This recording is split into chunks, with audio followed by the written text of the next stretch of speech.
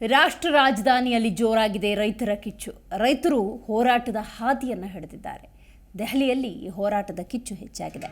ಅನ್ನದಾತರನ್ನು ತಡೆಯೋದಕ್ಕೆ ಟೆಕ್ರಿ ಗಡಿಯಲ್ಲಿ ಬಂದೋಬಸ್ತನ್ನು ಹೆಚ್ಚು ಮಾಡಲಾಗಿದೆ.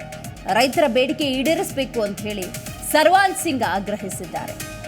ರೈತರು ದೆಹಲಿಯತ್ತ ಸಾಗೋದಕ್ಕೆ ನಮಗೆ ಅವಕಾಶ ಕೊಡಬೇಕು ಅನ್ನೋದು ಸರ್ವಾಲ್ ಸಿಂಗ್ ವಾದವಾಗಿದೆ. ನೋಡಿ, ರಾಷ್ಟ್ರದಾದ್ಯಂತ ರೈತರ ಹೋರಾಟ ಇದು.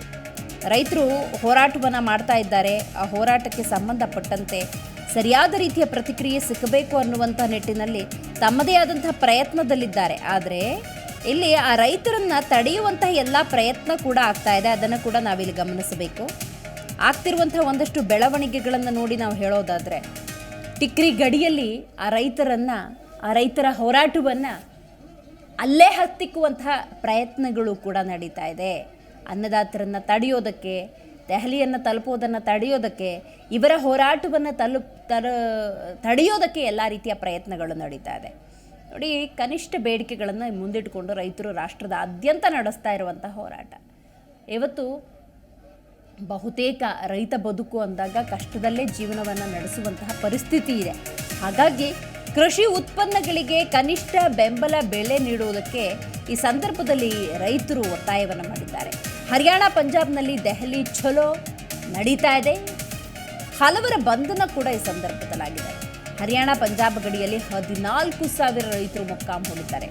ಒಂದಲ್ಲ ಎರಡಲ್ಲ 14,000 ರೈತರು ಮೊಕ್ಕಾಂ ಹೂಡಿದ್ದಾರೆ.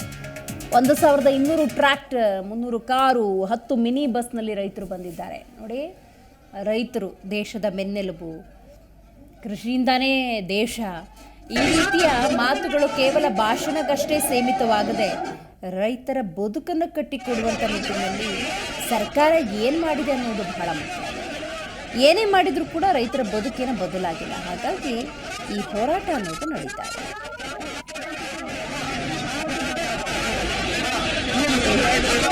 मजदूर मोर्चा और स्कैम गैर राजनीतिक का ये मोर्चा नामे दिन में दाखिल हो चुका है और हमने जो प्रधानमंत्री जी को अपील की थी, जो कोशिश की थी इस मोर्चे में शांति रहे और हमारे किसान मजदूर की जो सरकार है खून की प्यासी ना हो, हमें नहीं लगता हम उसमें सफल हैं। हम तो कहते हैं सरकार से, अगर हमें मार कर कुछ मिलना तो हमें मार लीजिए, लेकिन हमारे किसान और मजदूर के ऊपर जुल्म मत कीजिए।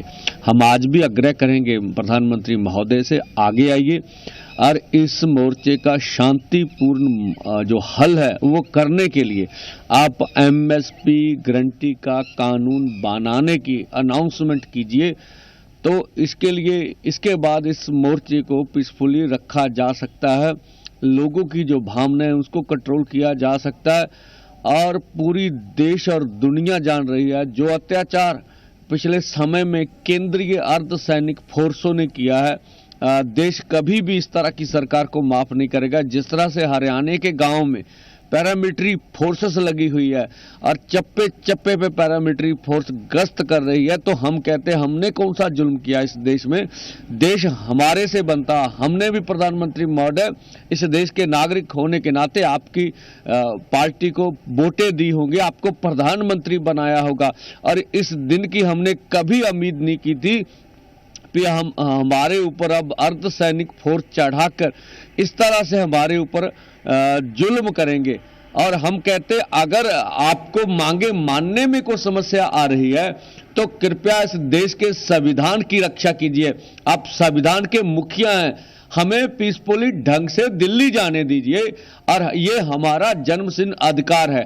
आप देखना आने वाले समय में प्रधानमंत्री क्या सोचते हैं हमारे बारे में। सुनने में मजदूर मोर्चा और स्कैम गैर राजनीतिक का ये मोर्चा नामे दिन में दाखिल हो चुका है और हमने जो प्रधानमंत्री जी को अपील की थी, जो कोशिश की थी इस मोर्चे में शांति रहे और हमारे किसान मजदूर की जो सरकार है खून की प्यासी ना हो, हमें नहीं लगता हम उसमें सफल हैं। हम तो कहते हैं सरकार से, अगर हमें मार कर कुछ मिलना तो हमें मार लीजिए, लेकिन हमारे किसान और मजदूर। ಜಿ ಕನ್ನಡ ನ್ಯೂಸ್ ಈಗ ನಿಮ್ಮ ಮನೆಯಲ್ಲೇ ನೋಡಿ. ಎಲ್ಲ ಕೇಬಲ್ಗಳಲ್ಲಿ ಈಗ ಲಭ್ಯ. Sun Direct 292, Jio TV 1334, U Digital 162, City Cable 51, GTPL 17, Abhishek cables 821, rockline telecommunication 51, Shri Basaveshwara number 60, Vinayaka digital number 53, in digital number 896ರಲ್ಲಿ.